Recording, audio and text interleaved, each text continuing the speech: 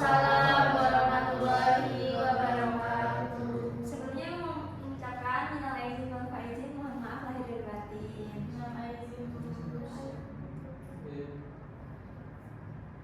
Sebelum memulai pembelajaran, alangkah kita berdoa terlebih dahulu. Siapa yang mau memimpin doa? Silakan. Baik, berdoa mulai. Doa mulai. Baik, Ibu presensi dulu ya. Yang namanya dipanggil bilang hadir. Ananda Jaki Kurniawan, Ada. Adinda Dwi Puspa Kencana, Anggun Aswindirati, Arimat Dia Faiza, Rifki Rifaldi. Nah, Ibu sebenarnya mau tanya nih, bagaimana nih libur lebarannya kalian semua? Seru atau kurang? Kurang lama ya? Iya.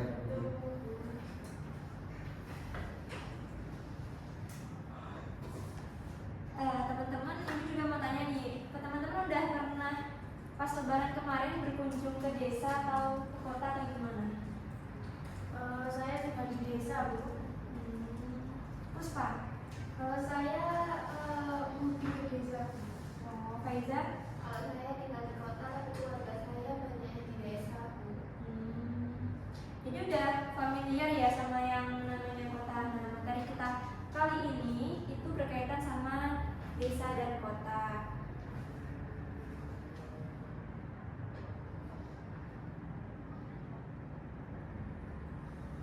Kenapa kok Rifki kayaknya masih ngantuk itu?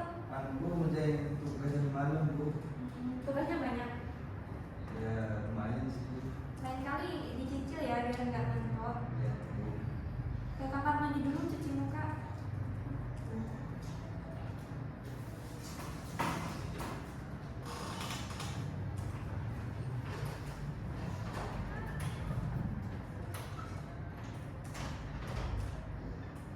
Biar nggak ngantuk juga, mungkin kita boleh peregangan dulu ya. Depan, belakang.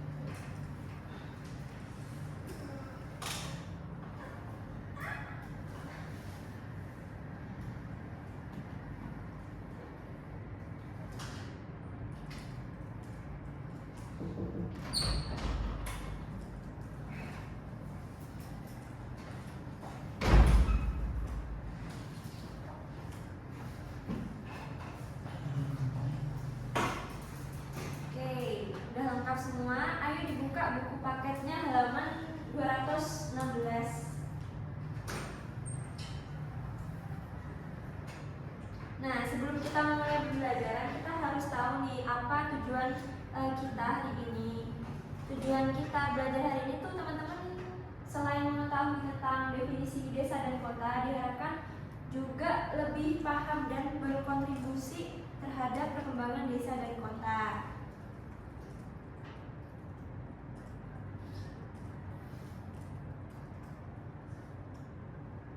Ibu ada pertanyaan nih.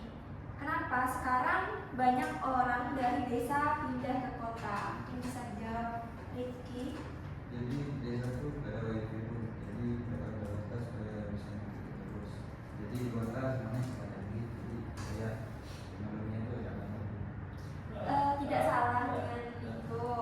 Namun sebenarnya tuh bukan hanya sekedar tentang teknologinya, tapi fasilitasnya juga. Jadi terdapat faktor penarik dan pendorong. Orang yang dari desa pindah ke kota itu faktor penarik dari kota sendiri adalah fasilitas yang ada dan lapangan pekerjaan. Namun di beberapa sektor tidak semudah itu dan malah kadang dapat menimbulkan pemukiman umum. Sekarang Ibu mau menunjukkan gambar, teman-teman bisa analisis.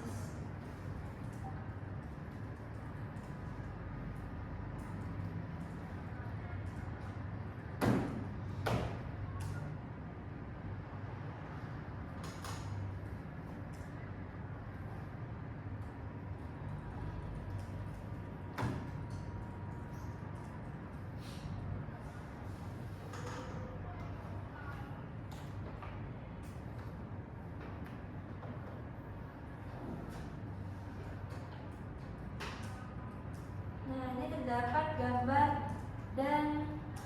desa dan kota. Nah, dari sini nih kira-kira apa yang terjadi antara interaksi desa dan kota?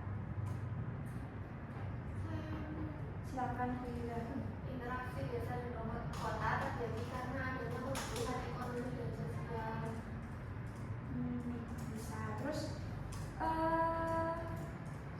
kan saat melihat desa dan kota kita melihat berbagai perbedaan dan hubungan. Apa saja contoh dari hubungan tersebut? Kalau kota membutuhkan hasil pertanian dari desa, sedangkan desa membutuhkan teknologi dari kota. Oke. Mungkin bisa ditambahkan lagi yang menambahkan Puspa mungkin bisa jadi. Kalau di kota banyak pekerjaan, tapi di desa katanya lebih bersih dan nyaman. Betul.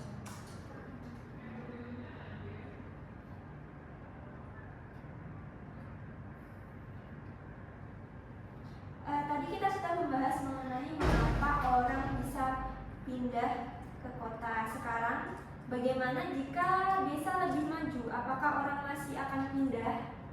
Ada yang bisa menjawab? Kalau desa lebih maju, mungkin lebih sedikit orang pindah karena mereka bisa bekerja di desa. Nah, sekarang kalian coba pikirkan apa saja langkah-langkah yang bisa dilakukan untuk mengurangi migrasi desa ke kota. Ya, silakan. Pemerintah bisa membangun lebih banyak industri di desa dan meningkatkan pendidikan juga di desa. Terus kan sudah tahu mengenai permasalahan desa dan kota. Mungkin kita bisa bagi kelompok untuk mengkaji terlebih dalam tentang materi desa dan kota. Mungkin Anggun sama Rifki sama Faiza, Zaki sama Puspa. Apakah masih ada yang ditanyakan terkait materi desa dan kota?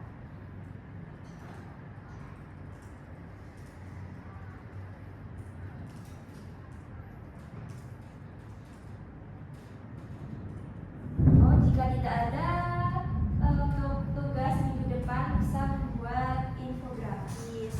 Sebelum kita tutup pembelajaran hari ini, mungkin bisa disimpulkan apa saja pembelajaran yang kita dapat hari ini. Mungkin bisa jadi. Jadi dapat disimpulkan untuk interaksi desa dan kota terjadi karena adanya pertumbuhan ekonomi, sosial, dan infrastruktur. Urbanisasi bisa memberikan manfaat tetapi juga menimbulkan masalah jika tidak dikelola dengan baik. Nah, karena itu pengembangan desa menjadi salah satu solusi agar tidak terjadi ketimpangan antara desa dan kota. Bagus, beri tepuk tangan untuk kita semua. Sebagai tindak lanjut, jangan lupa infografisnya dikerjakan. Besok kita presentasi. Sebelum kita mengakhiri pembelajaran,